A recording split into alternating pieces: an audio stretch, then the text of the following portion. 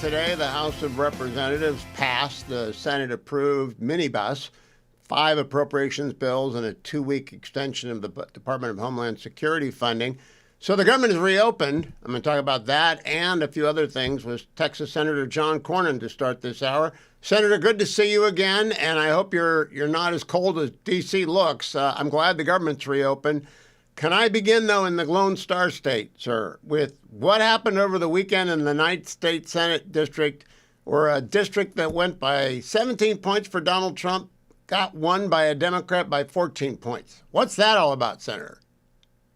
Well, we're all scratching our heads and trying to learn the lessons that the public is trying to teach us. But to start with, only about 15% of registered voters participated.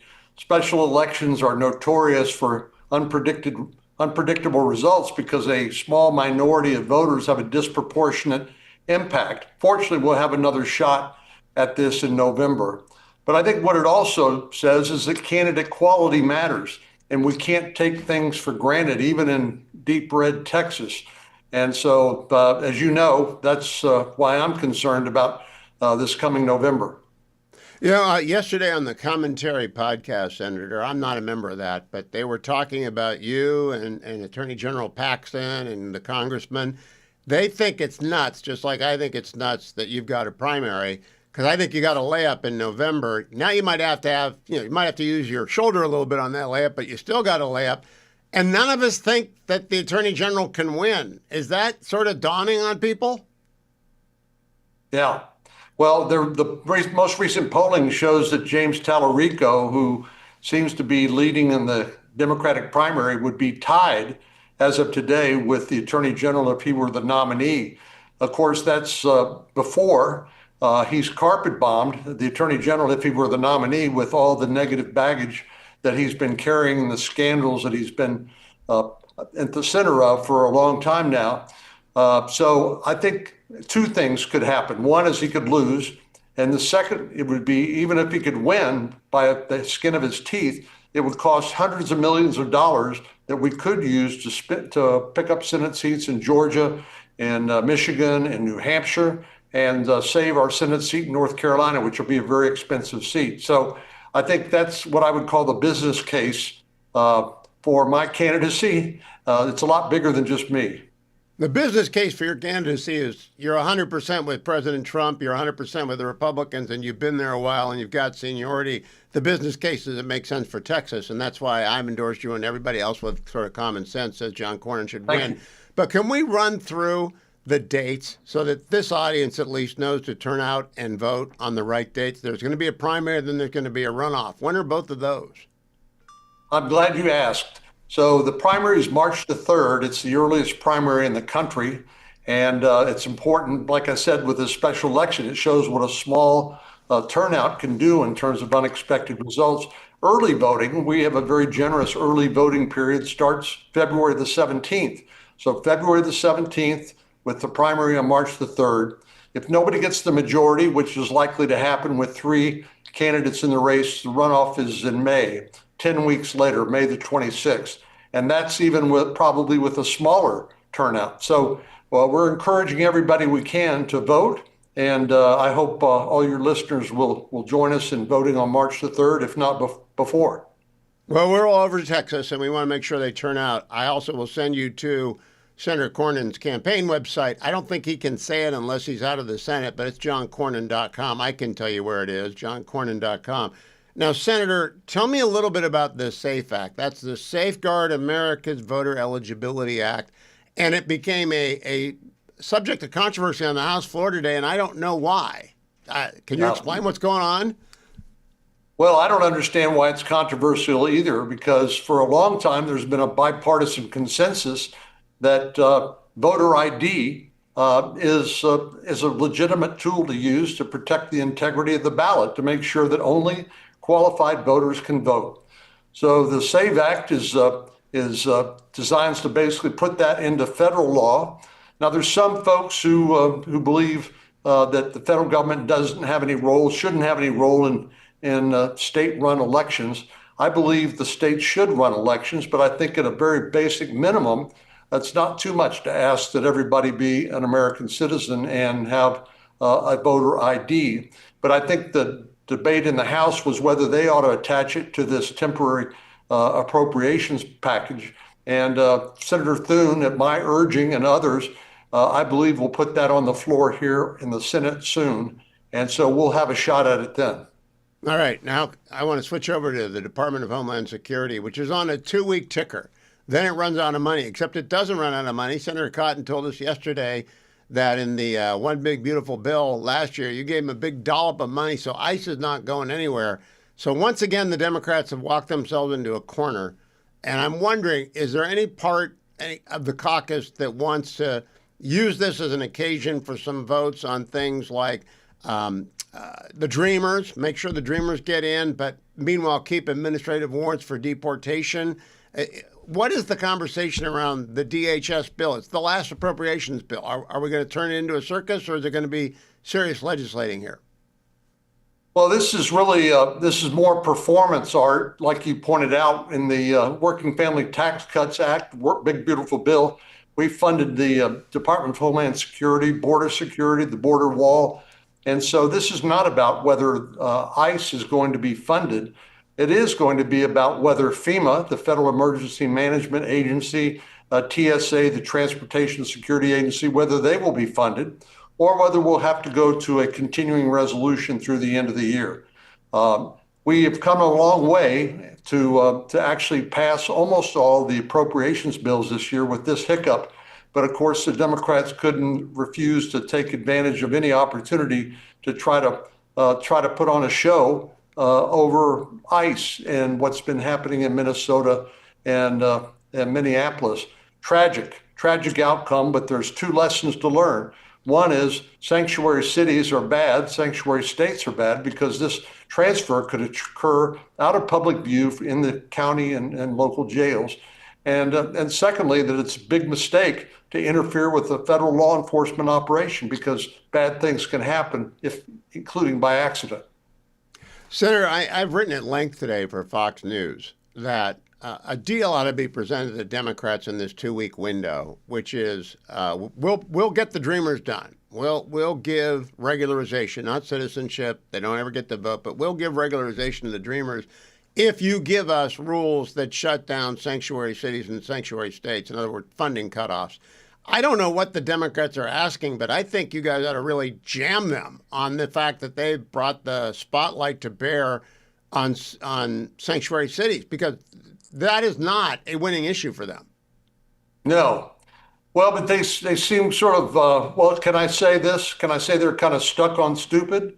They're not really interested in solving a problem. And that's the problem, whether it's the enhanced subsidies for the Affordable Care Act. I mean, we're happy to work through those issues. Obviously, President Trump was elected on border security. The border is now secure. But we've got to get people who came in during the 4 years of open border policies by the Biden administration out of the country, especially the criminals and people who've exhausted their appellate review, their legal avenues of relief. But I don't know really whether the Democrats actually want to solve that problem, particularly for the Dreamers that they talk about for all the time. And then when an opportunity is presented to them to do something about it, as it has been, including during President Trump's first term, they blow it by asking for the sun and the moon and turning down a perfectly good negotiated product. So I'm not optimistic, but we got to keep trying. Now, I hope you guys do offer them the Dreamers in exchange for some crackdown on sanctuary cities. I want to close by asking you about the one thing I don't think you can give. They want to get rid of administrative warrants issued for deportation, which has been the law of the land forever. You were a judge. You were a justice. You know that there are only 700 district court judges. We'll never deport even 100,000 people if we've got to get district court judges to sign these warrants. Is that an insane ask? They can't be serious, are they? Well, I think, again, they're trying to put on a show for their base, which basically is the same people who brought you defund the police and abolish ICE. And they want to put any obstacle in the path of legitimate law enforcement of our immigration laws that they can, including making them take off their masks so they can be doxxed and harassed by these people that we've seen on the news. And this is an unnecessary step, as you know, as a lawyer. These are administrative proceedings to actually get an arrest warrant. It's not a criminal proceeding per se. It's people who've exhausted all of their legal remedies and simply refuse to leave the country by and large. Well, stand firm on that, and thank you, Senator Cornyn. JohnCornyn.com. Remember those days, March 3rd and then May 10th. JohnCornyn.com. I'm happy to welcome John Ashbrook, one of the fellas of the Ruthless podcast. They've been on the road. They were in Philadelphia last week. I want to thank John for being kind to one of my friends, Jim, who I hope got to attend the event. And then I listened this morning to them talking about the theater kids and the Democrats. But John Ashbrook, first of all, it's going to be 90 degrees in California tomorrow. Are you sure you don't want to bring the Ruthless podcast out west for a while? I'm on my way there as soon as we get off the air right now, Hugh. I've had it with the cold. You know, I grew up in the cold in your home state of Ohio, and I need warmth. I need to go to Florida. I need to go to California. I got to go somewhere that is not going to be what it is right here in Washington. A few weeks every winter out of D.C. is what does the body and mind of a journalist good. John, I want to ask you, I just had Senator Cornyn on, great guy, and I asked him about the 9th senatorial district in Texas, which went from being a Trump plus 14 district in November of 2024 to a Democrat winning it by 17 over the weekend. Now, it was a special election, but it's a state Senate district. It's it's bigger than the congressional seat. What do you think that message is being sent? Well, obviously, he knows the state of Texas much, much better than I do. But I'll tell you, Hugh, every single one of these special elections and the governor's elections in New Jersey and Virginia in 2025 should serve as a wake-up call to Republicans that these midterms are for real, that every candidate has to run their ass off if they want to be able to get across the finish line next November. And if they don't have a good campaign that's based on the fundamentals that it takes to win, it's not like who can tweet the best, although that's part of it. It's not who raises the most money, although that's part of it. It's who has an organization that is built to win in a difficult environment, and there is no way around the fact that Republicans are in a difficult environment this fall. I mean, it's historically difficult for any party in power, and Republicans do not have Trump on the ballot in 2026. Now, the president is working overtime to make sure that he is helping these candidates. You know, MAGA Inc., his principal outside PAC, I think raised $300 million or something like that. And maybe I may be even like shortchanging that number. And he is going to take this this midterm election very seriously. But that's not enough. You know, every single one of these candidates needs to find it within themselves to take what the president is offering and complement that in a way that only they can on a local level. If they don't do it, if they're not running hard, that's a recipe for disaster. So one of two things is true. Either everything depends upon the economy or it doesn't. And if everything depends upon the economy, we're in good shape because 4.5% and then almost 5% growth, and I think we have another great quarter. It's not the economy. It's almost caught up with Biden inflation. But if that's not true, then immigration enforcement is driving that result. Do you think voters are turned off by immigration enforcement? I think there's some of that in suburban parts of the country, but you have to remember the mandate that President Trump was given at 77 million votes in 2024. People want safety. They wanted our borders to be closed, and they want the criminals to be deported from this country. I interviewed Tom Homan. I know you've talked to him before, too, Hugh, and I asked him a very specific question about sanctuary cities because it's on my mind as a guy who lived through 9/11. Are these sanctuary cities becoming rendezvous points for terrorists who found their way from the other hemisphere across the Mexican border and into our country during the Biden years? Are these sanctuary cities turning into rendezvous points for people who are fighting age men who really want to do damage to our country? And he said the answer to that was yes. And it's a terrifying thought, and it's something that has to be solved. It's not a particularly partisan issue. I mean, it's 70-30, 80-20. You have so many people in this country who want to get the border under control. President Trump did that.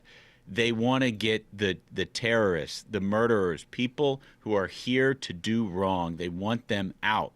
And that's what I think Tom Homan is trying to do. That's what our president is trying to do. And so I don't think that's a particularly I think that's a good issue for Republicans heading into the midterm. The economy.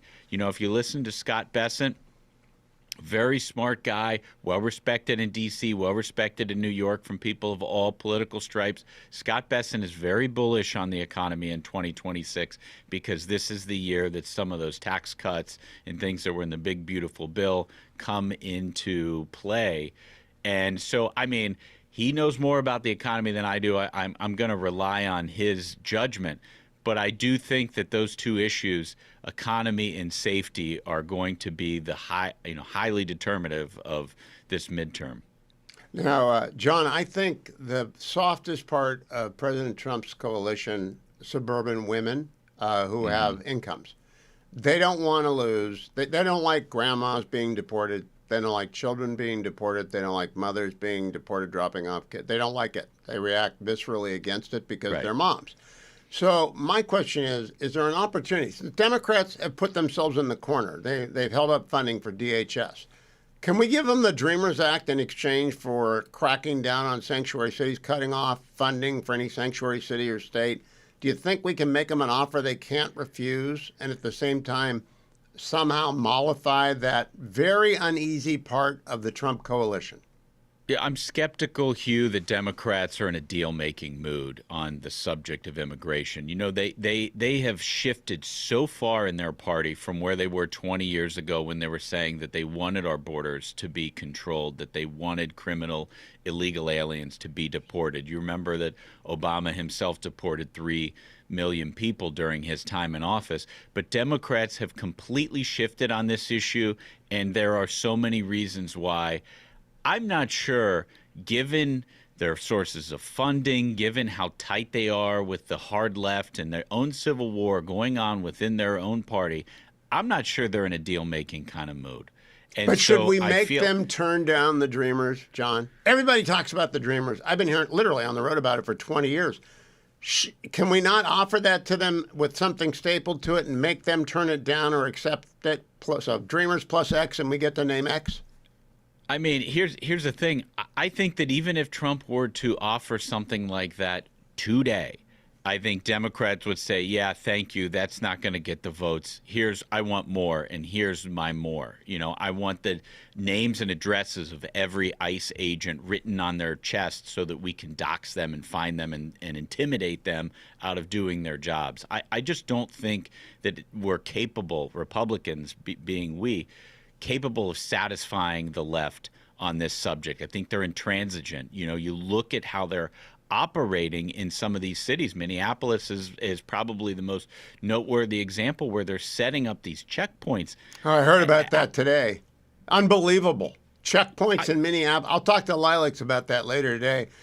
John Ashbrook, get back home, check on the heating, make sure the home front is warm. I appreciate both the Philadelphia show and today's program. The Ruthless Variety program, you should like and subscribe over at YouTube. Many visuals today, so if you're not watching it, you're missing it at Ruthless. John Ashbrook, thank you. Follow John at John Ashbrook on X as well. A couple events in the Gulf today. The USS Abraham Lincoln had an F-35 from the carrier shoot down a Shahed drone from Iran that got too close to the Lincoln. That's score one. I don't know how they're going to count that in aviator language, if that's going to be a shoot down or not, but they did shoot it down.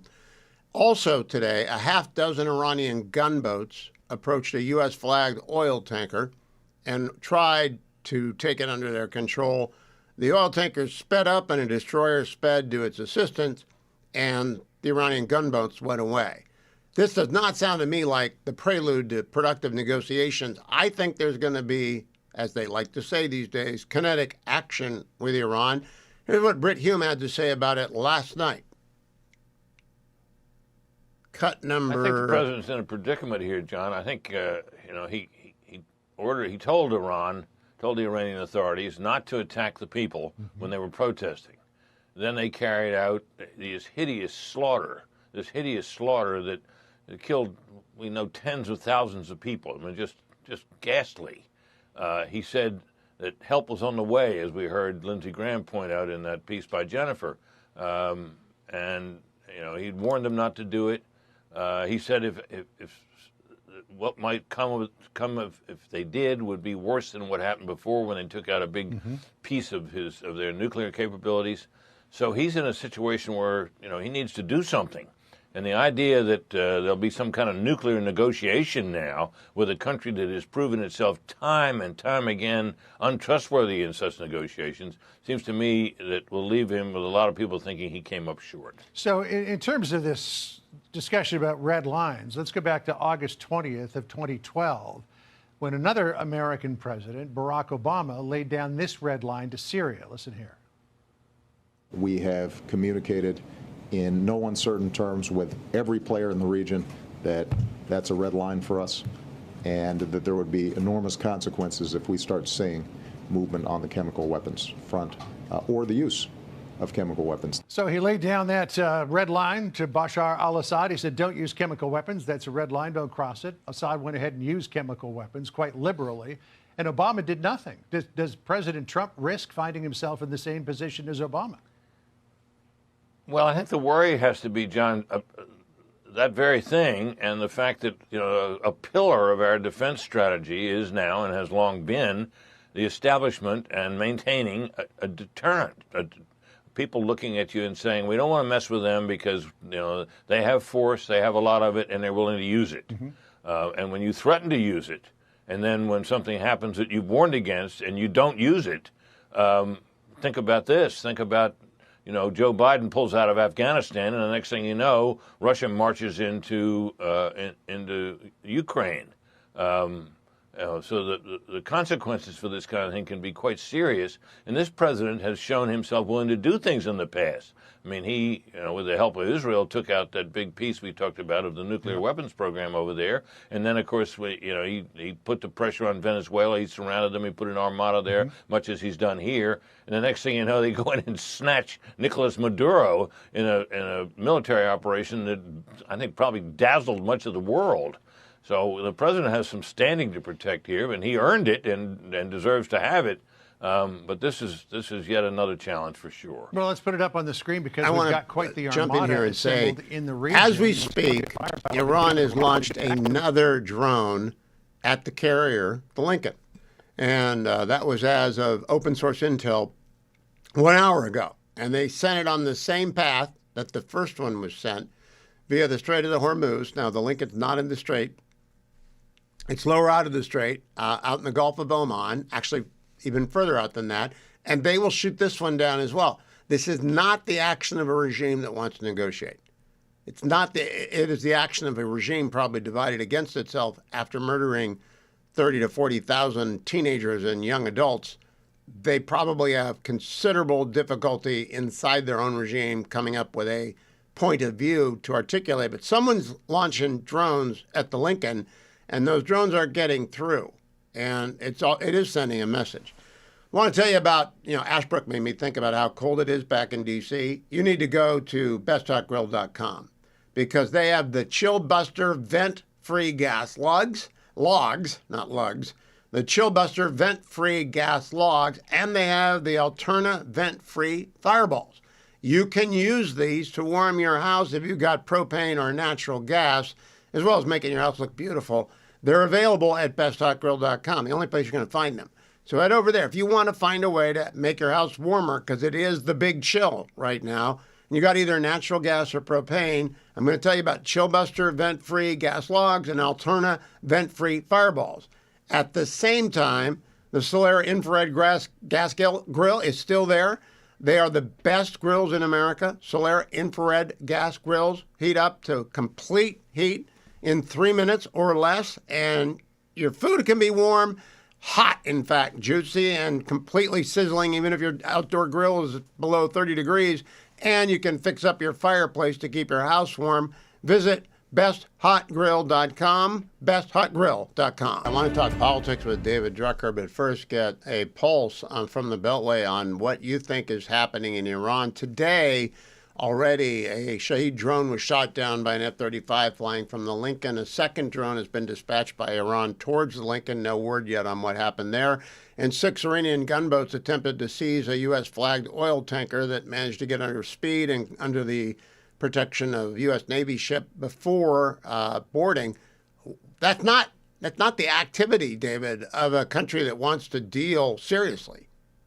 When have they ever wanted to deal seriously? I mean, it's the Iranian regime, and every president, one way or the other, has found out that they negotiate in bad faith, and they're malevolent, and that's the way they want to be. Look, I think everybody in Washington generally is consumed by domestic drama. Whether or not the House and Senate were going to get the government out of a shutdown with a deal that the president brokered with Minority Leader Chuck Schumer in the Senate. Looks like we're headed in that direction. But I think there's going to be a lot more discussion about this. I was talking to somebody who spent a lot of his career in the intelligence community earlier this morning. It's something that came up in conversation. Usually, Trump is very concerned about the credibility of the military threats that he makes. A lot of his negotiating in other ways can be bluster and for effect, but he's usually been careful about when he threatens military action. And so I think a lot of people are waiting to see with the hardware that we sent to the region whether or not anything is forthcoming. David, what is the expectation of the people that you talk to? I believe he's going to rock their world. I don't have a timetable, but because of what you just said, he does follow through. I do believe he also likes to have a legitimate diplomatic option on the table, but they're walking away from it even before Jared Kushner and Steve Witkoff get to Turkey. This is not the action of anybody of a regime that wants to deal. Yeah, we should. I mean, I realize we have to do this, and it looks like we tried, but we shouldn't even waste our time. Not with the Iranians. With lots of people, it's worth wasting your time because you never know. With them, it's so predictable. It can make me look like a genius, and I'm no genius. Look, Hugh, I think the confusing part is the president threatened severe military action if they killed their own people. He then said, well, I have assurances nobody's getting killed. We then found out people were getting killed, and in massive numbers. And then nothing appeared to be happening. Then we send people to the region. We send hardware and military assets to the region. And now we're in a holding pattern. And usually when the president does something big, he doesn't really stretch it out this way, or he doesn't foreshadow it. It's just, you think he does. In retrospect, it looks like he was foreshadowing it. But it's more like, oh, he took out Soleimani. Oh, he snatched Maduro. So this is just different than the way he usually handles things. I do think we're going to look back. I'm giving him until the middle of March because it does take a while to set up the THAAD system in Saudi Arabia. I think Israel is well defended, but Saudi Arabia is not. As I understand the Iranian short-term missile numbers, that's a real threat that they need air defense for. So I understand that. But I was just wondering, is the general expectation among the people you talk to that we have a battle coming with Iran? I'd say it's mixed. Look, I talked to some people who think Trump blinked. And particularly when he talks about trying to cut a deal for a nuclear program that was supposedly obliterated. And then you talk to other people who are like, no, the guy always follows through when he makes threats like these, right? That when he delivers the red line threat, in fact, usually he doesn't really deliver the red line threat, he just acts. So what I'm hearing are mixed perceptions about what the president is doing and will do. I think he will end up hurt politically, and the world will be much worse off if he doesn't act, but we will see. Now, the state Senate District number 9 in Texas went for Donald Trump by 17 points. It went for the Democrat on Saturday by 14 points. Same district, a year and a half apart. What's it tell you? Well, it tells me that Republicans have a real rough midterm election on their hands, at least as it stands now. These, what I've learned about special elections over 20 plus years of covering them is it's not the outcome that matters, it's the trend. And this isn't an outlier in terms of all of the special elections we have had since Trump's second inaugural. This fits with a pattern of heavy Democratic overperformance. This also happens to be a suburban district. And by the way, I know Tarrant County and Fort Worth a little bit. I have family there. Um, it was a surprise, but I think, two things to read from it. I think that it shows you that people can get quite uncomfortable with this president when the provocative rhetoric and the zillion things that he gets focused on overshadow the things that they want him to focus on, that maybe he is, but it's impossible to see because of the way he functions. Number two, the Democrats nominated somebody who was like a viable, normal Texas politician, right? He's a union guy. He's an Air Force vet. He talked about the issues they care about. He didn't talk about social issues and definitely not in a way that's going to turn off suburban conservatives. And so it shows you, as Democrats, when you nominate somebody who voters are going to like, you can do better. And, Republicans, it shows you that partisan drawn seats and the way people always vote, it's never good enough in a midterm elections, particularly when you control the House, the Senate, and the White House. So tell me then what Abigail Spanberger is doing. Because it seems to me she ran as one of those moderate Democrats that are left. But everything I've seen, I've been on the West Coast for a few weeks, I'll be back next week, she's lurched way to the left, and everything that breathes, moves, or walks is going to be taxed in Virginia. Well, first, a lot of these proposals are coming out of Democrats in the Virginia legislature who, go figure, you win a big election and people think that they voted for everything you ever talked about. So let's see what she accepts and what she rejects. Number two, she's not on the ballot, right? And how many times have we seen this? You run one way and then you say to yourself, and I give all the politicians the benefit of the doubt, I want what's best for people. This will be best for people. This is what I'm going to do. But what I would say is, as of regard to Spanberger, let's see what she accepts and see what she rejects.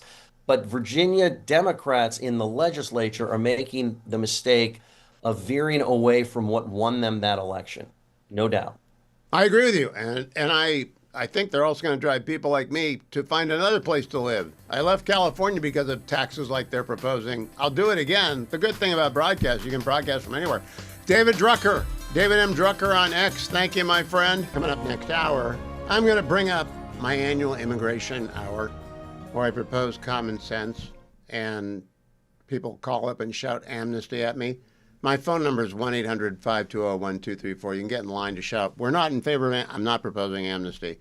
I do think we ought to let the dreamers stay here regularized with no path to citizenship. I think we ought to let old people alone and focus eyes on young adult males. And by young adult, I mean under 40. That's what I think immigration enforcement is all about. And you worry about everything around the edges later. But if you came here and you were a minor, I think you ought to be able to stay here. I'll talk to you about it next hour. You can go read my column over at foxnews.com. A couple segments ago, I mentioned besthotgrill.com. I saw my friend Rhett Rasmussen this weekend, and if I had seen the copy he was sending me with all these new words, I'd have chewed him out. The Rasmussen Chill Buster Vent-Free Gas Log and the Rasmussen Alterna Vent-Free Fireballs. I don't know how I'm supposed to be able to say all these things. I'm not that capable. I can say besthotgrill.com. I can say Solar, Infrared, and Rasmussen Logs and Fireballs at besthotgrill.com. I can tell you to visit besthotgrill.com. I can tell you to check out whether or not you want to try the Solar Demo rental grill so you can see how wonderful it is. But I can't do all of that at once, Rhett. Really, that's a lot. I also can take my relief factor. Went up the Implacable Hill this morning.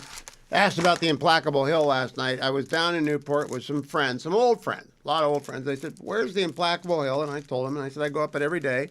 And they were impressed. And I went up it this morning. It was only 4 miles, got a late start, and had to file paperwork with the American Federation of Television, Radio, and Artists, SAG-AFTRA. And so I only got 4 miles in, but I'm taking my relief factor anyway because if you're taking it every day, it doesn't matter if you skip a day in between, you're not going to get the minor aches and pains that come from that usually. If you normally take off a day, you might pay the price the following day when you've gone hard, but I won't because I take relief factor every day.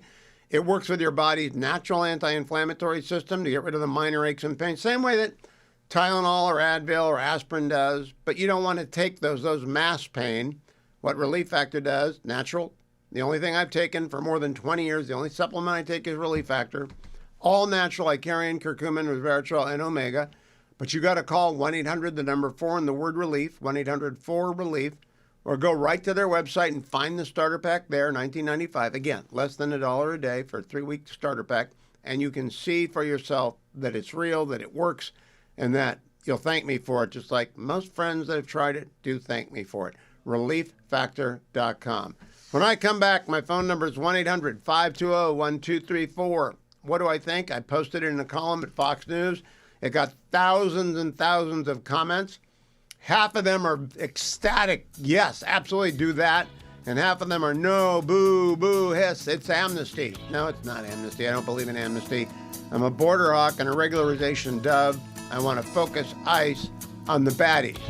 People are between 18 or 16 and 50. And then not spend time on grandmas and on kids. If you're watching on the Salem News Channel, welcome. If you're listening on the Salem Radio Network, welcome. If you're listening on one of our great radio affiliates, welcome. Phone number this hour, and I very rarely do this. I do this about once a year because I want to test the water once a year. My phone number is 1-800-520-1234. Democrats have walked themselves into a corner. All right, so they have passed all the appropriations bills today. They reopened the federal government, so the actual regular order was followed by the Republican Senate and the Republican House, and they passed 11 out of 12 appropriations bills. So everything has been funded except for the Department of Homeland Security. Now remember that in the one big beautiful bill, the Immigration and Customs Enforcement Service got a lot of money, so they're not going to shut down even if the 2 weeks run out without a compromise between the Democrats and the Republicans. Democrats want to outlaw ICE agents wearing masks. That's not going to happen. They're going to they want to mandate body cameras. That may happen. Most people in law enforcement don't mind body cameras whatsoever. They're not going to require judicial warrants before you pick up an illegal alien. That's an administrative warrant issued by an administrative law judge. They're not Article 3 judges. They're not lifetime tenure federal judges. They're administrative law judges in the immigration courts. And they issue these warrants all the time. And that's not going to change, or we'll never get rid of the bad guys and the bad gals that got into the country under the Biden no border years. However, having shut the entire government down and reopened it except for the Department of Homeland Security, which is reopened for 2 weeks, Democrats have handed Donald Trump and the Republicans a unique opportunity. And the president and the Republicans ought to make Democrats an offer they can't reject. An offer they can't refuse is the terminology from The Godfather. If you remember, they make an offer that you can't refuse. The offer is this: we will regularize and give blue cards to dreamers. All right? Everyone who came into the country under the age of 16 and have been here for a long period of time, they speak English, they don't know any other place. The classic case is a baby who was carried across the Rio Grande 22 years ago. And they're not here legally. They weren't born in the United States. They never got naturalized. They've been here for 22 years. That's the best case scenario, right? They just got out of college and now they want to go to work, but someone won't hire them because they are not legal. So the dreamers have always dreamed of becoming legal. That's where the dreamers came from. I've been talking about dreamers on this program as long as I've been on, 25 years, because the last amnesty that the country had was 1986, Ronald Reagan. Did not work out. Amnesty was given to everyone, but a lot of people, A, did not take advantage of it, and B, was a signal to everyone else to flood the country, and they have been coming since 1986 for 40 years. And so we have between 20 and 40 million people in the country illegally. What do we do about that? President Trump first closed the border, and they're building the border wall. That's in the one big beautiful bill. That's done. Paid for, authorized, under construction. If it's not already finished, I don't know. But then ICE went on the march, and they went on the march in places like Minneapolis and other places in force. And the result is a lot of Trump voters wanted the border closed, and they want the Tren de Aragua and the MS-13, and every other gang member deported. And they want child sex traffickers deported. and they want homicidal crazies deported. They don't want grandmas deported, and they don't want college kids who've been in the country for 16 or 18 years deported. They want the dreamers to stay. This is, I think, the common sense approach. So what John Thune and Speaker Johnson ought to do is hold a press conference and say, we are presenting the full year appropriation for DHS to Chuck Schumer and Hakeem Jeffries, and in it will be the regularization of the dreamers. They get to stay. And indeed, we're going to regularize. They get to stay. They're not going to get Social Security. They're not going to get Medicare, but they get to stay. Everyone who's been in the country 10 years or longer who's over 65. So we're going to get both ends of the spectrum regularized, not citizenship. They will never get to vote. They can't vote. They will never get to vote. And indeed, their blue card or their purple card or their yellow card, whatever they get, that card's going to say, you will be deported if you create violence in your community or are involved in crime of any sort of a felonious nature. In other words, we want everybody who's here who's working or who was brought here by their parents to stay, and we're going to focus our removal efforts on the sandwich middle and make that a very public offer. I don't know that Democrats will accept it, but I do think Dreamers poll at about 90%. People want Dreamers allowed to stay in the United States. They don't want to return. If you're watching on the Salem News Channel right now, you're seeing pictures from the Biden years when we had an open border. And what a surprise. Millions of people came to the United States, including a lot of bad people, but a lot of good people, too, that just wanted a job. But they shouldn't have come to the United States. But Joe Biden turned off enforcement. I'm not sure he was aware he turned off enforcement, but Mayorkas, whoever was in charge, turned off enforcement. So now we have this overwhelming problem, 20 million people, whom we have to separate out and decide who goes and who stays. It's a very long process. It ought not to be that long, and we ought not to have sanctuary cities. There ought to be in place, because we want the violent people who go to jail, people who DUI. We want the violent people who are illegal escorted from the jail when they are released, right to ICE to be flown to their country of origin. That's what we want. And most sanctuary cities will not do that. They won't tell ICE that they're about to release a DUI who's an illegal alien. Why? The politics of it have always befuddled me, but they are all wrapped up in it. So we got to cut through the noise and make them an offer they can't refuse. Not amnesty, regularization for a whole bunch of the people who are in the country illegally. Your reactions are welcome. Susan in Lakewood, California. Hi, Susan. Hi. Thank you for taking my call. I love your idea for the Dreamers, but I think my case, I think it should extend to someone like my husband came here illegally from Mexico. I had no understanding at the time what was involved. We've been married since 1997, and he cannot get legalized. We went halfway through our green card interview. He got a Social Security card, and then they dropped it because he came illegally. So we're in complete limbo. He works. He loves America, and there's absolutely nothing that we can do. So he's been here since 1997? My husband's been here since 1989. We've been married since 97. Holy smoke. Okay. See, this is why Yeah. regularization makes so much sense. Because, Yes. And the reason I didn't go into my whole thing is that you only have 2 weeks to negotiate. My whole thing is you ought to be able to walk into a regularization board and present the paperwork of your life and have someone say, oh, okay, you're good. That's what ought to happen, yeah. right? Oh, oh, that'd be wonderful. But it doesn't happen because we are afraid of precedents. We weren't afraid of precedents when we were drafting people. We could have regularization boards, but I would also try and write the law right now. Democrats have opened the door to take people who've been here for 30 years without. By the way, is your husband been arrested? No. Okay, so if you have been in the country 30 years and you haven't been arrested, I think you ought to be regularized. And has he been working? Yeah. Mm-hmm. Paying into Social Security? Full time, overtime. Yep. Yep. And he's married to an American. Yep. Has grandchildren, everything. So do you live in fear of running into an ICE agent?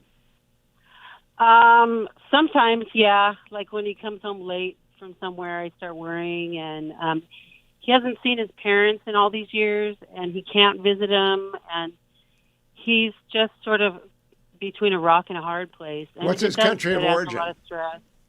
Mexico. You see, I think that's an easy case that ought to be regularized. And I don't care if yay. people think I'm a softie. It's just nuts to waste resources on that and to make you live in fear and trembling. And meanwhile, his productivity is not at its highest. Right? Oh, right. Totally. All right. So oh, thank you. You're welcome. Well, I do think there's a middle ground here that we ought to walk right up to and then dare the Democrats to say no. Todd in Warren, Ohio. Hello, Todd. Welcome from the hometown. Not Todd, Tom. Tom? Well, Tom, I'm sorry. Tom. That's all right. No big deal. And I'm west of Warren, but I'm close enough that I've been in Warren many times. Well, what's west of Warren? The rest of the country's west of Warren. You could be from County. California, you'd be Geauga west of County. Warren. Geauga County. Okay, that's not really west of Warren. That's northwest of Warren. I know Geauga County very well. Anyway, your comment. Okay. You got to wait through after the my- break. Don't go anywhere, Tom. Not from Warren. I'll be right back to you. Hello, Tom from Geauga. How are you doing, Hugh? Good. Good. I've been listening for a few years to your program when you were on in the mornings, and then I switched over to the afternoons. Thank you. As an aside, I want to say that you owe $15 to the tip jar for using acronyms yesterday. Oh, what acronym? The THAD? THAD is not an acronym. No. Yesterday, when you were doing your show, during the course of the show, I caught you like 3 times using acronyms and not explaining what they were. Oh, that's Dwayne. That wasn't me. Oh, okay. All right. Okay. Anyway, my first question is, how does temporary protective status, notice I didn't use TPS, Yep. how does that last for 15 years? Well, TPS should be done away with. Yes, I'm just asking a question. Yeah, Then it should be my done next away with. question- It ought never to have been granted. It was abused by Team Biden. I think we have to understand Biden wasn't really aware what DHS was doing. DHS was on a profoundly radical mission to allow everyone into the country on a theory that would all work out. I really think Okay. that's what they were doing. Next question. Okay? Does the United States have immigration laws, Yes. and are they enforced? Now they're Apparently being, not. but I think what we're seeing, for example, in the Texas state Senate race, is that Americans don't know that they're being applied to classes of people that they would not apply. Did you hear my last caller, Tom, who's been married to an illegal? I listened to her. Yeah. Her husband's not legal. Her husband could be deported. If he did get deported, there would be many unhappy people. Okay. Now, my other question: when you were going through your monologue, when you came back from the top of the hour, Yep. you were talking about the dreamers and blah blah blah, and then you said the imaginary grandma who should stay. Yeah. Well, my question is, if that imaginary grandma, is she going to get Medicare? No. And I did say that in the course of my monologue. I said no Social Security, no Medicare, unless you've paid into the system. Because, by the way, if you've paid into the system, I don't mind paying the benefits. I don't want to pay the imaginary grandma or the proverbial grandma Social Security unless she's paid into Social Security, right? Right. But okay, I agree with that. But the thing is, how can you establish whether this has really happened or not? Very easy. The paper trail on everyone in this country when it comes to working is very, very easy to discover and to document. And if someone's been working under an illegal Social Security, a made-up Social Security number, that's easy to find. All you really need is talk to any employer. There are records of everyone who's ever worked for them for a variety of reasons having to do with labor laws. But it's not hard to prove who's been here a long time. And if you say to me, how do we tell a dreamer? One of the objections I get is, what if the dreamer says they're a dreamer, but they're not a dreamer? and they've actually just got good English, and they came across yesterday. So, well, they got to produce school records because, school records are kept forever. It's on your permanent record. Okay, and I'll just submit to you as an argument against your the government having all the data on everybody, which I know they do, but during COVID, someone applied for unemployment benefits in my name and my Social Security number. Oh, yeah, probably in California twice.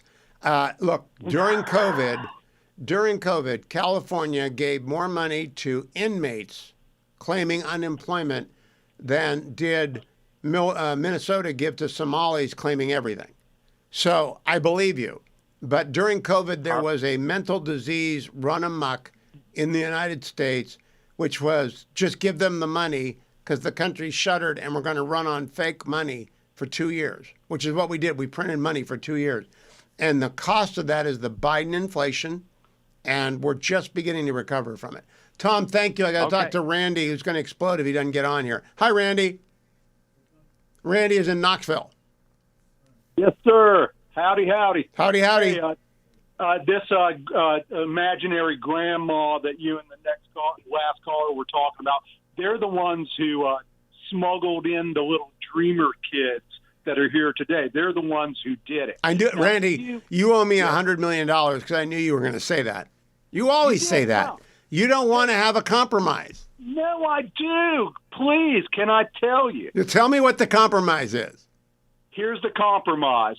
We voted for Donald Trump, we Republican conservatives, who told us very clearly and unambiguously, I am going to deport every illegal alien out of our country. I actually never said that, but that's not the compromise. Yes, What's the compromise? He most certainly did. The compromise is that you guys get out of our country and there won't be any trouble. All right. Thank you, Randy. God bless you. You don't ever disappoint. Randy in Vero Beach, Florida. Hi, Randy. Hello. Are you as mad as the previous Randy? No. Okay, good. I'm laid back. Well, you're in Florida. Excuse me? You're in Florida. Of course you're laid back. That's right. That's right. Nice and warm right now. So what's your agreement or disagreement? I think the leaders of our country and the Central America countries should do the same thing they did with Maduro, and they need to clean out the cartels. Once the cartels are gone, all the people go back to home to their beautiful countries. I don't think that's actually I agree that we don't like cartels, and they need to be cleaned up, and they are being in places like El Salvador and Costa Rica, which has voted for a center-right government as well, and the United States is serious about it. But that's not the same issue as illegal immigration and dreamers and grandmas. But I appreciate the call. Thank you. I want to tell everyone about andrewandtodd.com. Since we had 2 Todds in a row, I'm going to make it 3 Todds in a row. Randy, Todd. andrewandtodd.com, 888-888-1172. 888-888-1172. They are with Union Home Mortgage. They will lend you money. They are bankers. They are in the lending business. If you're in the home buying market right now and you need a lender, you want to go to andrewandtodd.com, 888-888-1172, or go to their website, andrewandtodd.com. If you're a veteran, you don't want to put any money down, they know how to do that. If you're a first-time home buyer and you're confused by it all, they know how to deal with you. If you're a senior citizen, actually, if you're 62 and older and living in your principal residence and you just want some more money to make it by, you want to live off the interest income from money that's right now just sitting as equity in your house, they do reverse mortgages. But the key thing is whether you're refinancing, and some of you have to refinance, or you're buying a house, and many of you have to buy a house because you're moving, you're tired of waiting. Heard a piece today on the radio about somebody who's paying $800 a month for shared housing. That's nuts. Move somewhere where you can buy a house. That's the answer for that. But start with andrewandtodd.com, 888-888-1172. They're the best home lenders in America. I've known Andrew for 25 years. I've known Todd for half that time. Wonderful guys, terrific professionals. They've taken care of thousands of my listeners. If you're watching on the Salem News Channel, you know I'm doing this by heart. I'm not reading anything because I know them so well.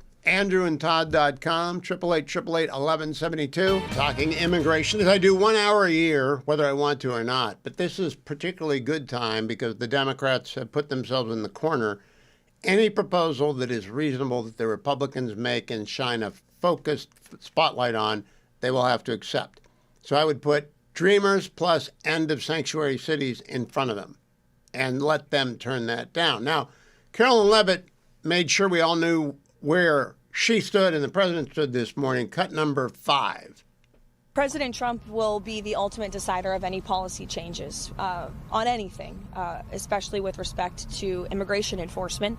What I will tell you is the president is never going to waver in enforcing our nation's immigration laws and protecting the public safety of the American people in his ardent support of ICE and Customs and Border Patrol, who unfortunately the Democrat Party has made a decision to demonize. I heard a same message came from Speaker Johnson today. Cut number 8.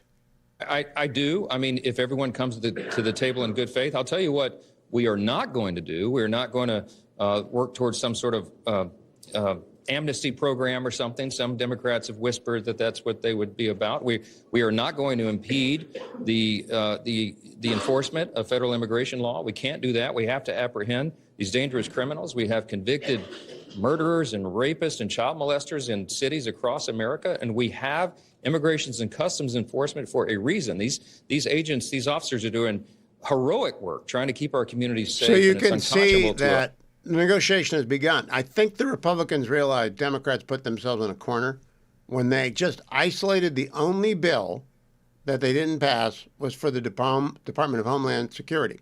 That means TSA. That means, I think, the Coast Guard.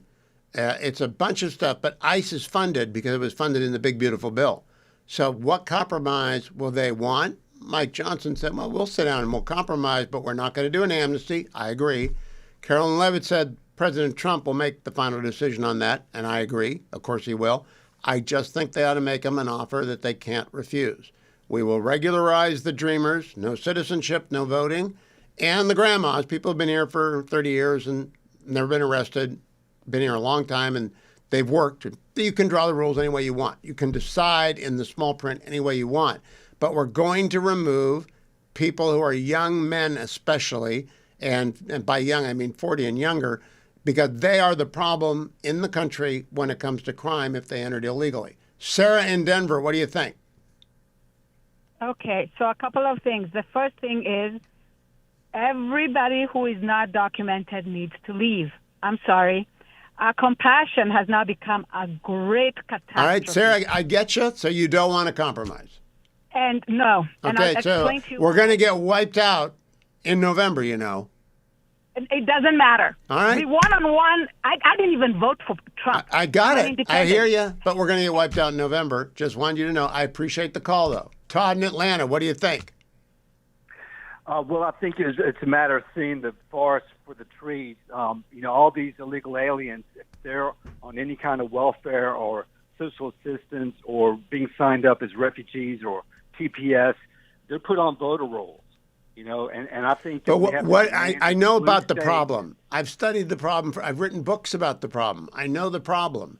What's your answer about making an offer? Here's the compromise. Okay. Get rid of everyone that Biden let in and the criminals that are being harbored by sanctuary cities, which is not only unconstitutional but an act of sedition. I know, but you're not going to get that. Then we'll deal with the other ones. No, you're not going to get that. How about the millions that have come in? I know, but you're not. The Democrats are going to turn that down, and we're going to get crushed in November, and then they're going to do what they want to do, which is end immigration enforcement. I'm just telling you what's going to happen. We're going to get crushed in November because people who call talk shows are not the people who vote. But I appreciate the call, Todd. Let me tell you about Consumer Cellular. Since you're calling the talk show, let me tell you about Consumer Cellular. They're one of my great clients, one of my great sponsors. 1-800-411-4454. If you're going to call a talk show, you may need a lot of data. I doubt it. Actually, people who need unlimited data tend to be people who play a lot of games, watch a lot of movies, want to be online 24/7, 365. Consumer Cellular, 1-800-411-4454. My code is Hugh, H-U-G-H. You can also use consumercellular.com/Hugh. You'll get your second month free if you make the switch. It takes about 20 minutes to switch.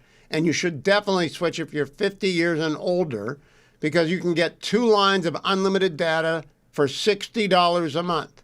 1-800-411-4454.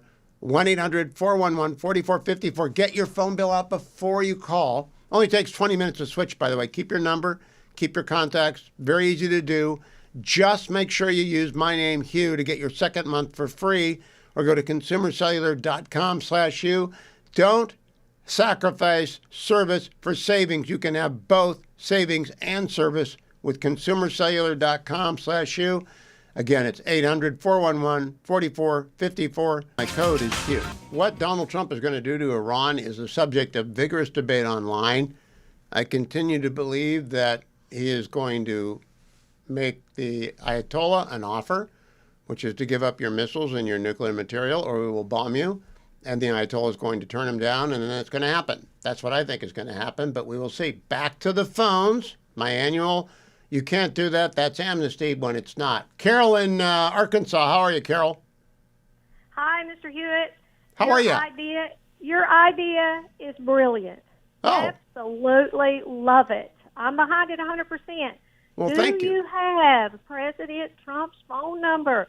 Get this in front of him. Well, I'm pretty sure they read Fox News at the White House. It's the lead column at Fox News this morning. It's got thousands of comments.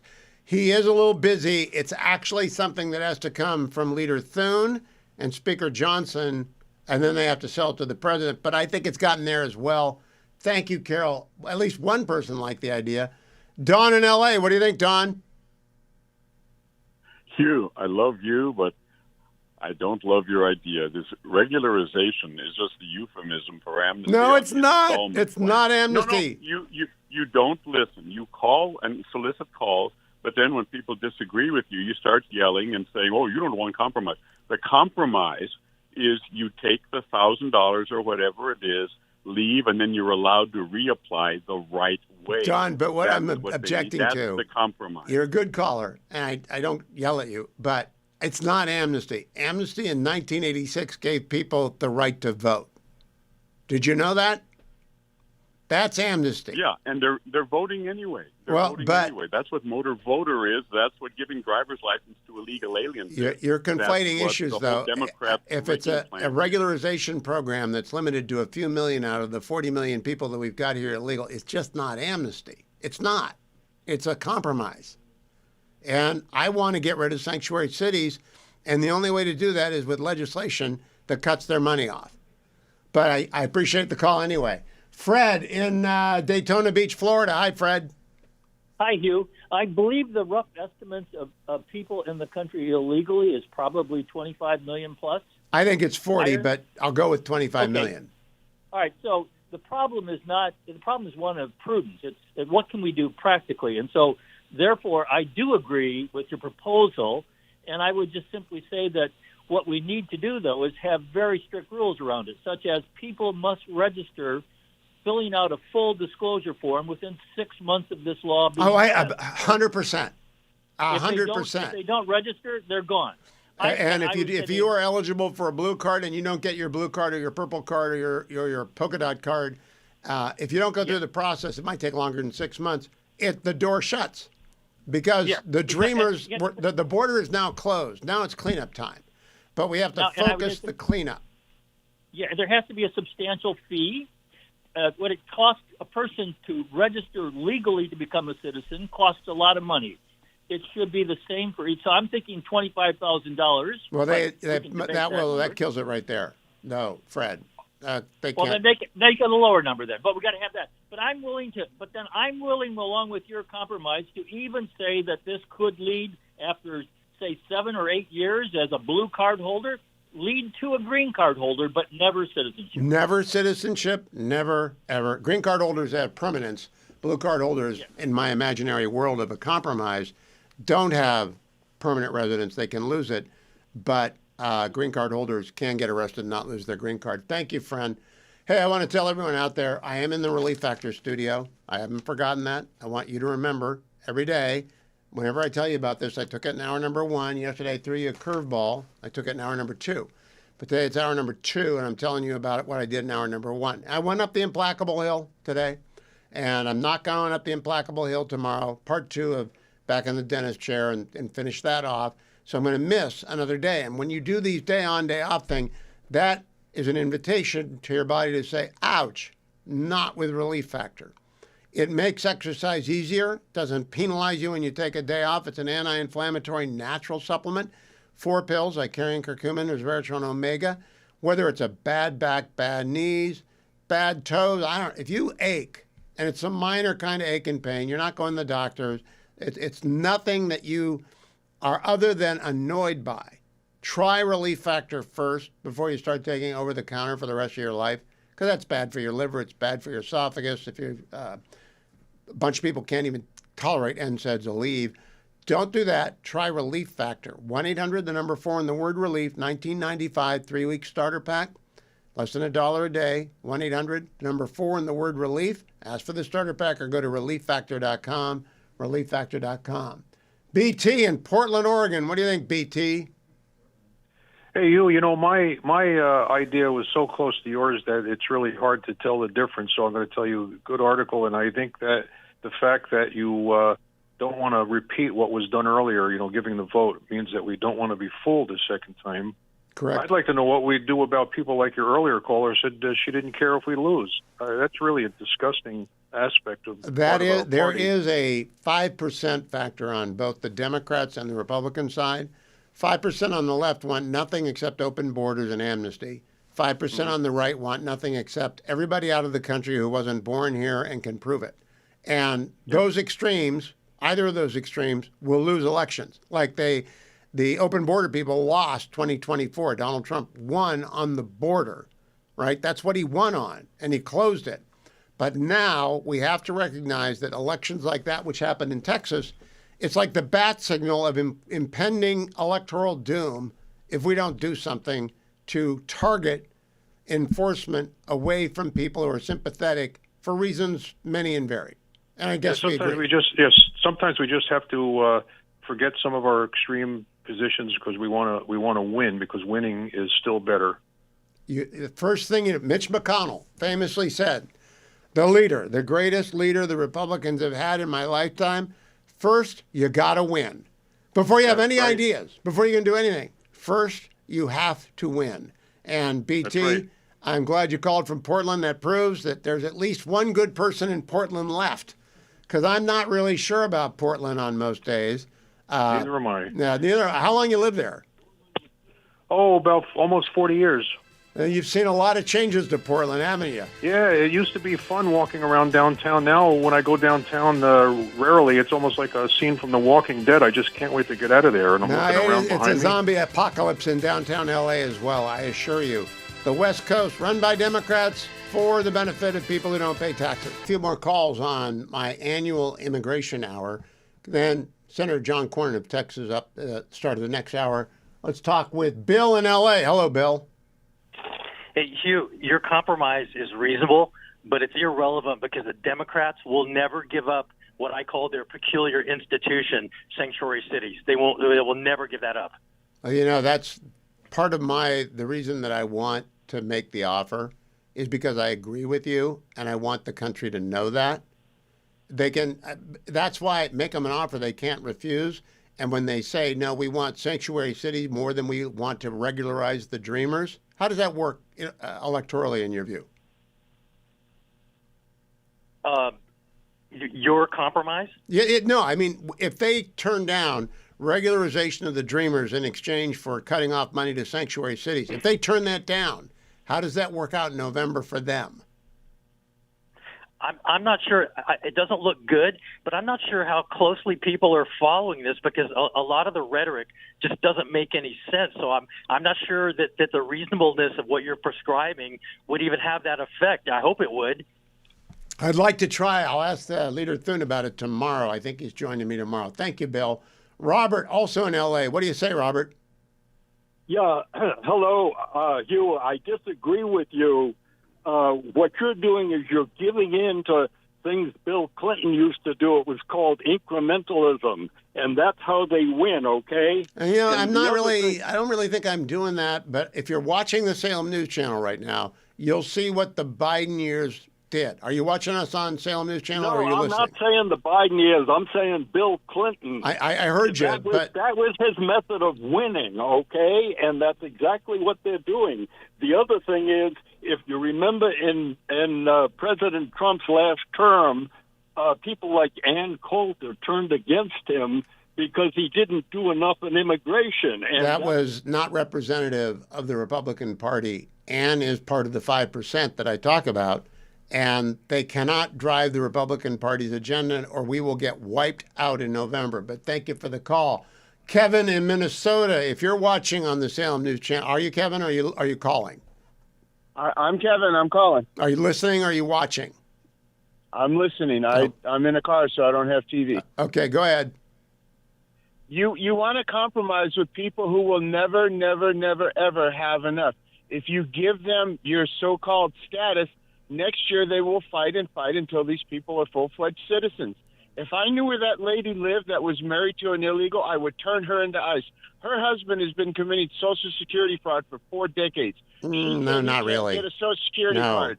If he can't get a Social Security card, how's he paying Social Security? Well- He's using somebody's name and committing fraud every day for the last 50 years. No, I think you didn't hear the beginning of the call where she said, we got him a Social Security number, we were halfway through our green card, and then it stopped. So he has been paying Social Security on his own number, but I guarantee you, ICE isn't interested in him. They want to find criminals. They're not interested in him. But thanks for the call, Kevin. Earlier today, the House of Representatives passed the Senate-approved minibus, 5 appropriations bills, and a 2-week extension of the Department of Homeland Security funding. So the government is reopened. I'm going to talk about that and a few other things with Texas Senator John Cornyn to start this hour. Senator, good to see you again, and I hope you're not as cold as D.C. looks. I'm glad the government's reopened. Can I begin, though, in the Lone Star State, sir, with what happened over the weekend in the 9th State Senate District, where a district that went by 17 points for Donald Trump got won by a Democrat by 14 points? What's that all about, Senator? Well, we're all scratching our heads and trying to learn the lessons that the public is trying to teach us. But to start with, only about 15% of registered voters participated. Special elections are notorious for unpredictable results because a small minority of voters have a disproportionate impact. Fortunately, we'll have another shot at this in November. But I think what it also says is that candidate quality matters, and we can't take things for granted, even in deep red Texas. And so, as you know, that's why I'm concerned about this coming November. You know, yesterday on the Commentary podcast, Senator, I'm not a member of that, but they were talking about you and Attorney General Paxton and the congressman. They think it's nuts, just like I think it's nuts that you've got a primary, because I think you got a layup in November. Now you might have to you might have to use your shoulder a little bit on that layup, but you still got a layup. And none of us think that the Attorney General can win. Is that sort of dawning on people? Yeah. Well, the most recent polling shows that James Tallarico, who seems to be leading in the Democratic primary, would be tied as of today with the Attorney General if he were the nominee. Of course, that's before he's carpet bombed the Attorney General if he were the nominee with all the negative baggage that he's been carrying and the scandals that he's been at the center of for a long time now. So I think 2 things could happen. One is he could lose. And the second, it would be, even if he could win by the skin of his teeth, it would cost hundreds of millions of dollars that we could use to pick up Senate seats in Georgia and Michigan and New Hampshire and save our Senate seat in North Carolina, which will be a very expensive seat. So I think that's what I would call the business case for my candidacy. It's a lot bigger than just me. The business case for your candidacy is you're 100% with President Trump, you're 100% with the Republicans, and you've been there a while and you've got seniority. The business case is it makes sense for Texas, and that's why I've endorsed you, and everybody else with sort of common sense says John Cornyn should win. But can we run through the dates so that this audience at least knows to turn out and vote on the right dates? There's going to be a primary, then there's going to be a runoff. When are both of those? I'm glad you asked. So the primary is March the 3rd. It's the earliest primary in the country. And it's important, like I said, with this special election, it shows what a small turnout can do in terms of unexpected results. Early voting, we have a very generous early voting period, starts February the 17th. So February the 17th with the primary on March the 3rd. If nobody gets the majority, which is likely to happen with 3 candidates in the race, the runoff is in May, 10 weeks later, May the 26th. And that's even with probably with a smaller turnout. So we're encouraging everybody we can to vote. And I hope all your listeners will join us in voting on March the 3rd, if not before. Well, we're all over Texas, and we want to make sure they turn out. I also will send you to Senator Cornyn's campaign website. I don't think he can say it unless he's out of the Senate, but it's johncornyn.com. I can tell you where it is, johncornyn.com. Now, Senator, tell me a little bit about the SAFE Act. That's the Safeguard America's Voter Eligibility Act, and it became a subject of controversy on the House floor today, and I don't know why. Can you explain what's going on? Well, I don't understand why it's controversial either, because for a long time there's been a bipartisan consensus that voter ID is a legitimate tool to use to protect the integrity of the ballot, to make sure that only qualified voters can vote. So the SAVE Act is designed to basically put that into federal law. Now, there's some folks who believe that the federal government doesn't have any role, shouldn't have any role in state-run elections. I believe the states should run elections, but I think at a very basic minimum, that's not too much to ask that everybody be an American citizen and have a voter ID. But I think the debate in the House was whether they ought to attach it to this temporary appropriations package. And Senator Thune, at my urging and others, I believe will put that on the floor here in the Senate soon. And so we'll have a shot at it then. All right. Now, I want to switch over to the Department of Homeland Security, which is on a 2-week ticker. Then it runs out of money, except it doesn't run out of money. Senator Cotton told us yesterday that in the One Big Beautiful Bill last year, you gave him a big dollop of money, so ICE is not going anywhere. So once again, the Democrats have walked themselves into a corner. And I'm wondering, is there any part of the caucus that wants to use this as an occasion for some votes on things like the Dreamers, make sure the Dreamers get in, but meanwhile keep administrative warrants for deportation? What is the conversation around the DHS bill? It's the last appropriations bill. Are we going to turn it into a circus, or is there going to be serious legislating here? Well, this is really, this is more performance art, like you pointed out in the Working Family Tax Cuts Act, Big Beautiful Bill. We funded the Department of Homeland Security, border security, the border wall. And so this is not about whether ICE is going to be funded. It is going to be about whether FEMA, the Federal Emergency Management Agency, TSA, the Transportation Security Agency, whether they will be funded, or whether we'll have to go to a continuing resolution through the end of the year. We have come a long way to actually pass almost all the appropriations bills this year with this hiccup. But of course, the Democrats couldn't refuse to take advantage of any opportunity to try to put on a show over ICE and what's been happening in Minnesota and Minneapolis. Tragic outcome, but there's 2 lessons to learn. One is sanctuary cities are bad, sanctuary states are bad, because this transfer could occur out of public view in the county and local jails. And secondly, that it's a big mistake to interfere with the federal law enforcement operation, because bad things can happen, including by accident. Senator, I've written at length today for Fox News that a deal ought to be presented to the Democrats in this 2-week window, which is we'll get the Dreamers done. We'll give regularization, not citizenship. They don't ever get the vote, but we'll give regularization to the Dreamers if you give us rules that shut down sanctuary cities and sanctuary states, in other words, funding cutoffs. I don't know what the Democrats are asking, but I think you guys ought to really jam them on the fact that they've brought the spotlight to bear on sanctuary cities, because that is not a winning issue for them. No. Well, but they seem sort of, well, can I say this? Can I say they're kind of stuck on stupid? They're not not really interested in solving a problem, and that's the problem, whether it's the enhanced subsidies for the Affordable Care Act. I mean, we're happy to work through those issues.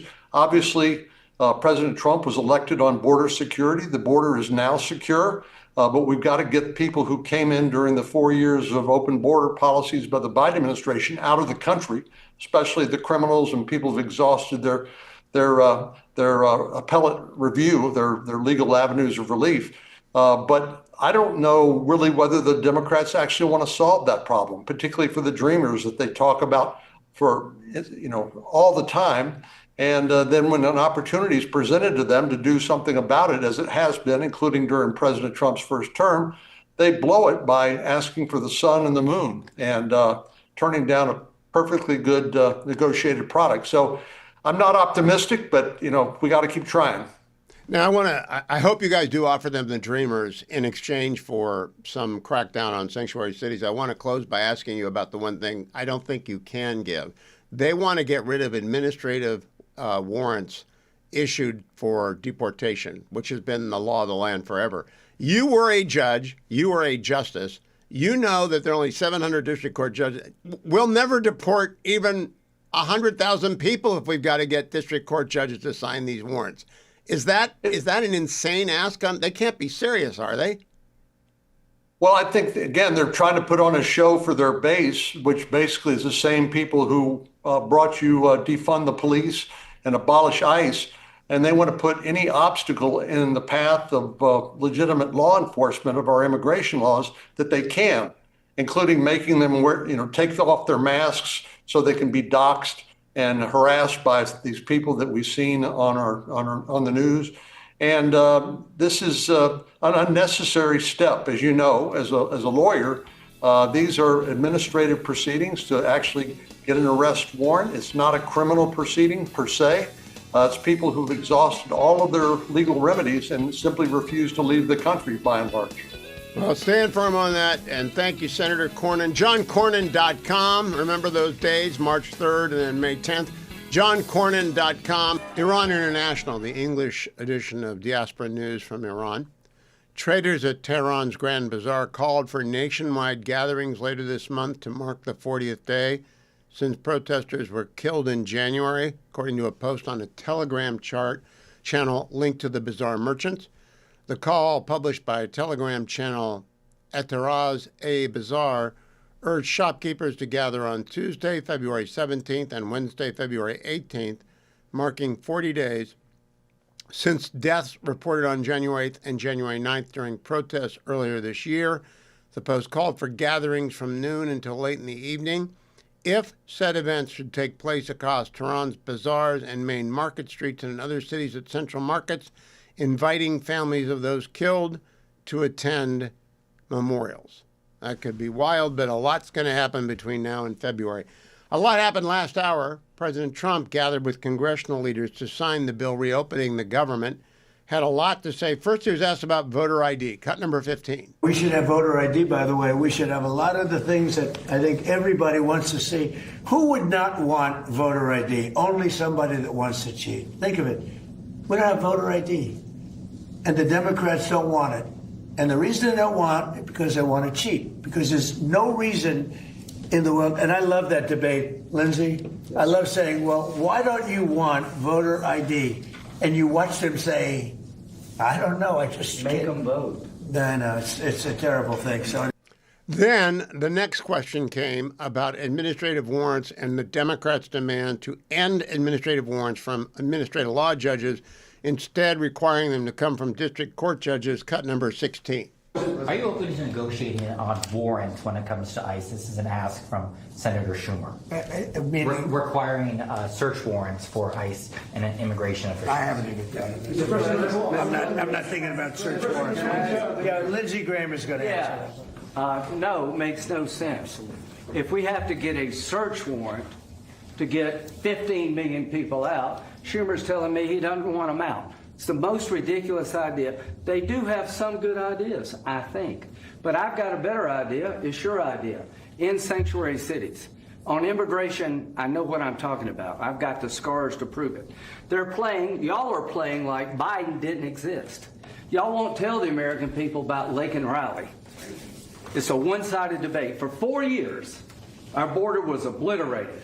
They let them come in by the tens of millions, and they want to go back that way. We're not going. So, Mr. President, stick to your guns.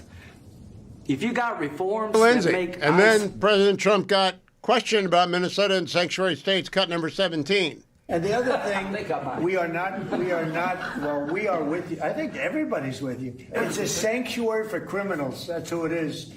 They could make our lives so much easier. All they have to do is hand over their criminals, hand over people that came into our country illegally, that are murderers, that came out of jails, that came out of mental institutions, that are drug dealers. I can't believe in Minnesota that they want to have murderers walking all over the streets. I just don't believe it. Maybe somebody says it's good politics. I don't think it's good politics. I think it's really bad. The other thing we can't lose sight of is you probably have in Minnesota, and it's worse in some places like California, $19 billion in fraud.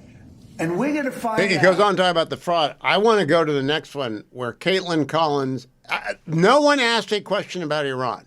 I'm kind of astonished. No questions on Iran. We're on the brink of war with a teetering leading exporter of terrorism in the world, the most maniacal non-nuclear regime on the planet.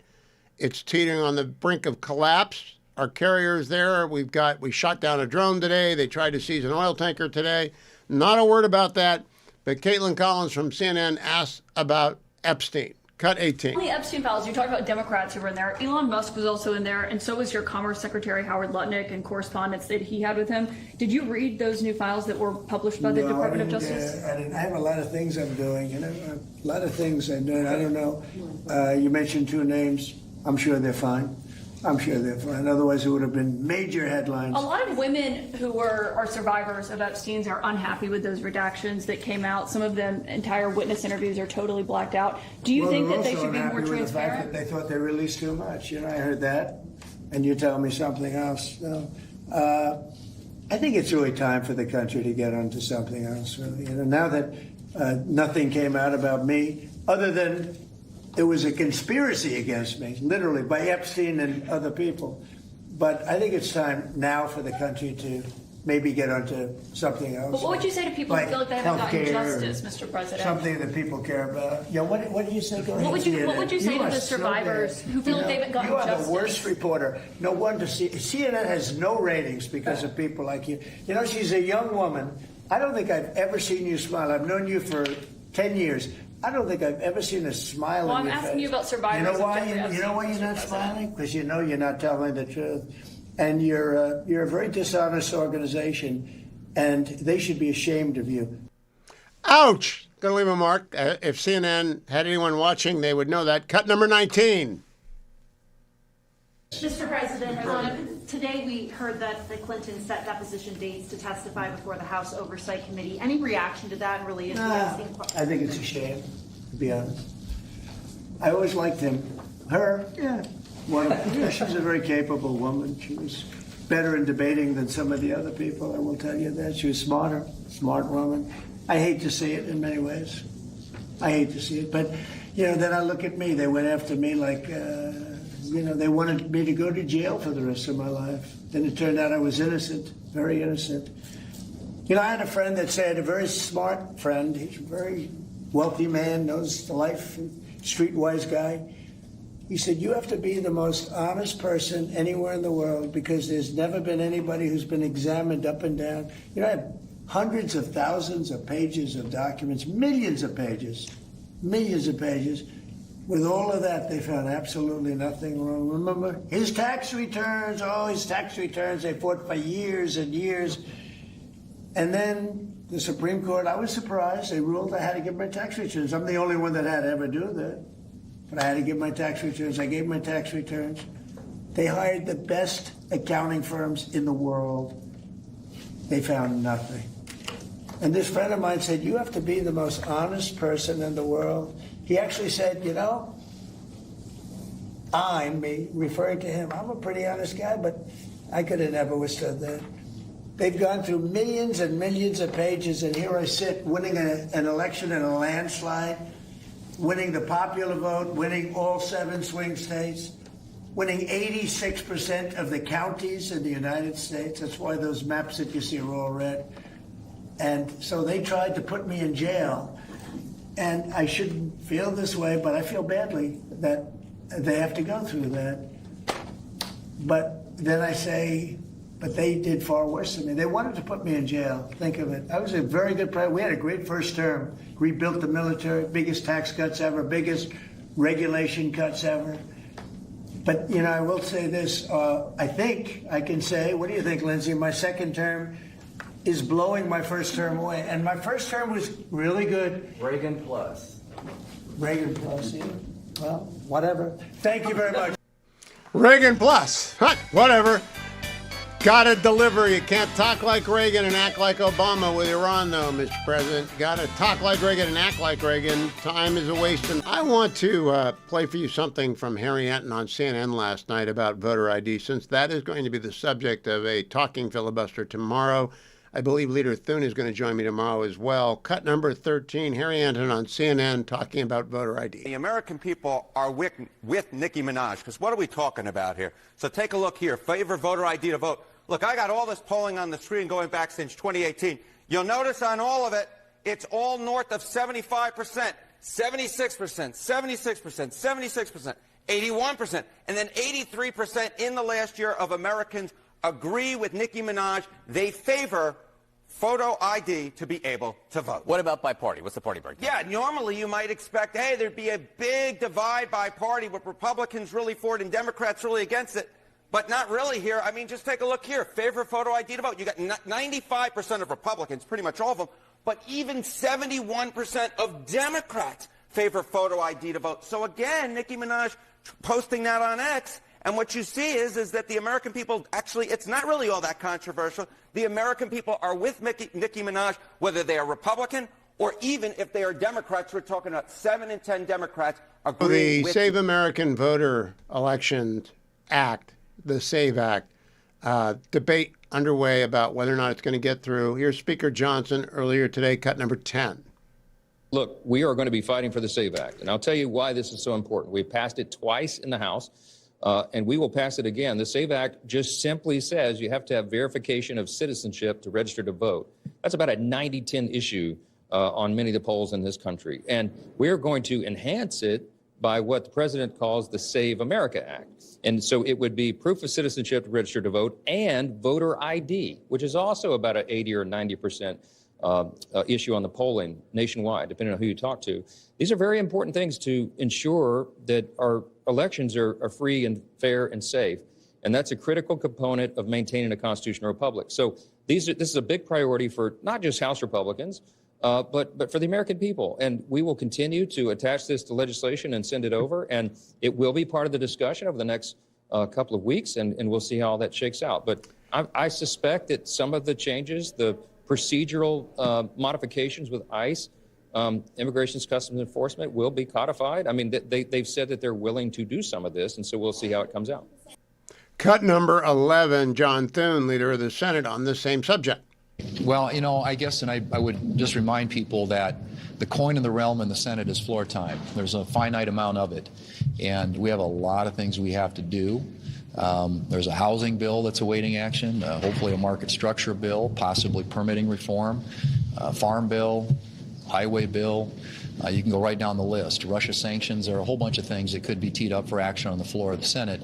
And so you have to make some judgments, and the conference will have a conversation about that. I've committed to that we will talk about that idea and determine whether or not what the conference's views are about it and how they want to proceed. As I said, we will vote on the SAVE Act, but exercising or triggering a talking filibuster has ramifications, implications that I think everybody needs to be aware of. So we will have those discussions, but that's obviously ties the floor up for an indefinite amount of time with not only unlimited debate, but also unlimited amendments. There is not a good case for a long and winding road to no action on anything. We're running out of time. They got to push stuff through that needs to get done, especially the housing bill, in my view. But there is a DHS opening here. The DHS funding runs out in 2 weeks, not ICE, but the rest of the Department of Homeland Security, including Transportation Security Agency, TSA, which means the lines at the airports will be back unless Democrats just actually come to grips with the fact that they lost the election in 2024 over immigration. Now, I do think we ought to make them an offer they can't refuse, but we'll see about that. Let me remind you, I'm in the Relief Factor studio. 1-800, the number 4 and the word relief, 1-800-4-RELIEF. I want you to go and try it. It's less than $1 a day for 3 weeks. The starter pack is you take 3 packets a day of Relief Factor for the first week, 2 packets a day of Relief Factor for the second week. And then you're like me, 1 packet a day for as long as you want to be pain-free of the minor aches and pain. Now, if you fall flat on your face, I haven't done that in a couple of years, but if you fall flat on your face, you're going to get bruises, and Relief Factor is not going to help you feel good immediately thereafter. But if you're just doing exercise, you're just getting older, Relief Factor is exactly what you want. Try the 3-week trial pack, 1-800, the number 4, and the word relief, $19.95. Ask for the starter pack, less than $1 a day, or go right to their website at relieffactor.com, relieffactor.com. Coming right back with Lilacs from Minneapolis, the center of all the controversy on immigration. Lilacs reporting live from the Twin Cities. Stay tuned. Joined by James Lilacs, our resident correspondent in the Twin Cities. JamesLilacs.substack.com, humorist extraordinaire. James, I was thinking of you this morning, listening to the Ruthless podcast, as they replayed the audio and video of a checkpoint that has been set up in the Twin Cities by anti-ICE protesters. They're using pallets, shipping pallets, to block traffic, to check people's IDs to see if they're not ICE agents. Has that happened to you yet? Hasn't happened to me yet, no. I was considering the other day putting on some big blaze orange Oakley sunglasses of the type that are apparently favored by ICE agents, and just sort of trying to drive by one of those checkpoints and see if they stopped me. And then, I have no great fear of a single whistle, but the idea surrounding my car, these people blowing on their whistles like howler monkeys that had aspirated a bag full of birthday party favors, it doesn't appeal to me. So I haven't done that yet. What I love about it, though, is the idea of building a border, interrogating people who have crossed that border, and then asking them for their papers and to prove their legitimacy in having been at that spot. The irony of this flies so far over the heads of these people that I am surprised it doesn't require FAA approval. I mean, they're in actually an area where the airport is, and I can just see a pilot sighting as he's making a landing that we have the irony that's flying over the heads of these protesters right outside our window here. Please James, be when you advised. say these people, who are these people? Are they from the Twin Cities? Yes. Yes. I mean, yeah. Are there tourists? Absolutely so. Are those people who say, hey, babe, it's going down in Minneapolis. It's time for the revolution. Let's go. Yes. But for the most part, no, they are well-meaning Minnesotans who have, for whatever reason, ideological predilection, because they've been on Facebook and soaking up the rage and the rest of it, and they want to be part of it, or they just have an overwhelming desire to shout the F word as many times as possible, have done so, and do so for genuine reasons. I mean, they're not everybody out there is saying, I'm opposed to ICE. Oh, and I also want the establishment of the dictatorship of the proletariat. That's not true. You've just got an awful lot of Minnesotans of a liberal stripe, progressive stripe, and that's got a lot more left in the last few years as I've been here, who are out there doing it because they believe in it. They believe in it. Now, James, the question is, though, you say irony flies above their head. Nevertheless, they are Antifa, anti-fascist. They're erecting borders and checkpoints. It's the thing that Stasi used to do to stop people from leaving East Berlin to go to West Berlin. Do they not get that irony? Or do they not remember East Berlin and West Berlin? No, absolutely not. No, and of course, we all know the fall of the wall was, in a sense, a tragedy because East Germany was so very good on women's rights and employment and the rest of it. So it's kind of a mixed bag there, Hugh. No, not at all. No, the irony of it, it doesn't. They're not all Antifa. Some of them are Antifa adjacent, or they're people who are down for the cause or whatever.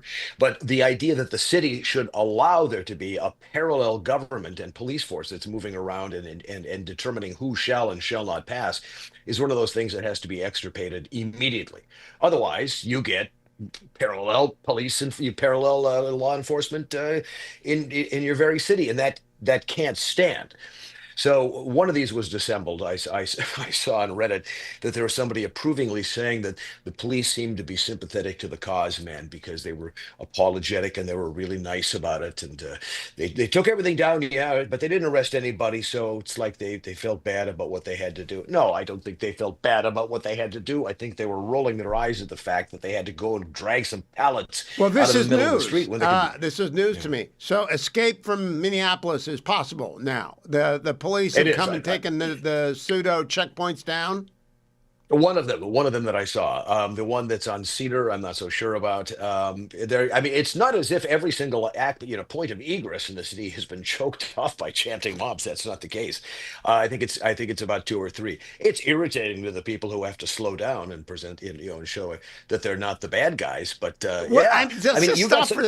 do people really slow down and show ID to non-uniform Well, I don't. police? No, not everybody. No, not everybody. They will wave you through. You look legit. Oh, look at you. You're driving a Volvo. You've got a coexist bumper sticker on the back. You have a no, you're probably one of us. You got gray hair, or you got purple hair, or you got a little kid. Well, wait a minute. They got a little kid. Where do they get that little kid? They could have snatched him out of a school like the rest of the 15,000 5-year-olds that are apparently thronging Bishop Whipple Center. No. They wave them through. It's the big trucks that apparently are occupied by burly men who maybe just, I don't know, go to work because they're burly guys who hammer nails and fix plumbing for a living, and they require. They're the people that load the other trucks at Home Depot with the drywall. Mm-hmm. Mm-hmm. Well, I was at Home Depot. Yeah. Yes. You were at Home Depot? Were you stopped on your way there? Last night. And the funny thing about it is that I'm living my life in such a normal fashion that I'm not in a defensive crouch for fascism to come and swoop down and carry me off at every second. And I suppose that's privilege. But there was no tension. There was no worry at Home Depot. It's just Home Depot in the suburbs. Well, that's why you are invaluable to the rest of the country. The rest of the country thinks the Twin Cities crazy. We believe that Tim Walz, Jacob Fry, and the demonstrators are all nuts, and that you are surrounded by nuts, but you're not. No, I'm not. Absolutely not. Now, I know for certain that if I walked up the street, there's a house that's got all of the signs that are in favor of all of the current things. What do we do today? Let's swap out the Ukraine sign, put in the Gaza sign. It's got the "in this house we believe" in a variety of unsubstantiated assertions. It's got the support the public workers, support the federal workers, festooned with every single protestation that you can possibly imagine. And I know that if I walked by that house and tipped my hat to the person who came outside, that it would be friendly. Because the assumption is, if you live in this town, you think the right things. You're one of the good people, unless you prove otherwise. James.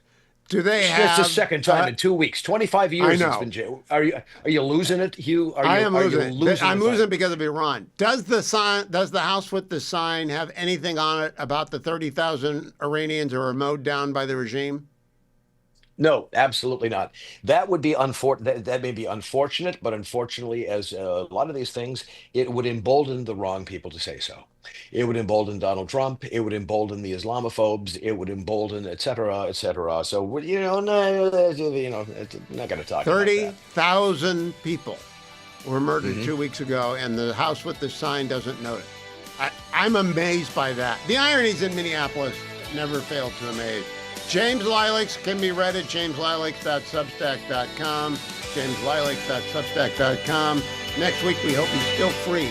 That's what we check in weekly with James to make sure he's still living in the free city of the Twin Cities. That's Billie Eilish. Now, I did not watch the Grammys. In fact, I haven't watched an award show in more than 50 years. Pretty sure, actually, probably 60 years. I was probably in grade school when I watched an award show last. And only if Cary Grant was going to come on because he was the most perfect gentleman ever. But there is an editorial in the Wall Street Journal today, Grammy Silence on Iran. And it has in it this paragraph: the plight of the Iranian people is being ignored by the Grammy recipients, in part because it runs contrary to the narratives of oppression, genocide, and human rights that have taken hold on the anti-Semitic and anti-Israel left in recent years. Their symbol is the bloody red hand, worn as a pin by artists and activists, even though most of them know it is a symbol of death. Now, I just asked Lilacs whether or not the house down the street with the signs had anything about the people of Iran, which is the biggest massacre in my lifetime. All right, there's never been a massacre that big since I've been alive. Between 30 and 40,000 people. Other people put it higher because they're not, apparently the killing squads went out in the far countryside as well. But I'm sticking with 30 to 40,000. Not a word at the Grammys. Not a word. And I'll tell you why there wasn't a word. Because if you recognize the nature of the regime, you're indicting Obama. Because President Obama did the JCPOA with him. And in case you missed it yesterday, here's what Aviv Rettig-Gur had to say on the Salem News Channel to me yesterday. I'm back with Aviv Rettig-Gur. Aviv, what were you going to say about President Obama? You asked me if President Trump doesn't bomb Iran, what happens? Can we compare him to President Obama? Yes. I want to be very clear about this. And I don't want to step into American politics, and I don't know half the topics that are setting American politics on fire. I want to say, just in the context of the Iran issue, nothing President Trump does with Iran will ever bring him down to the level of the disaster that the JCPOA represented. The fact that the JCPOA said that they can, inspectors can always go anywhere, but then there was a 24-hour period where they would have to have a consultation over whether they would go anywhere. The fact that it didn't concern the ballistic missile program. The fact that it released $50 to $100 billion for the IRGC, which were invested in Hezbollah just as a signing bonus. The fact that most of the major provisions ended by now, would have already ended. History continued. 10 years, 15 years is just kicking the can down the road. That is not President Trump. President Trump has already caused more damage to Ford Hill, set back that program more than all of President Obama's deals ever could.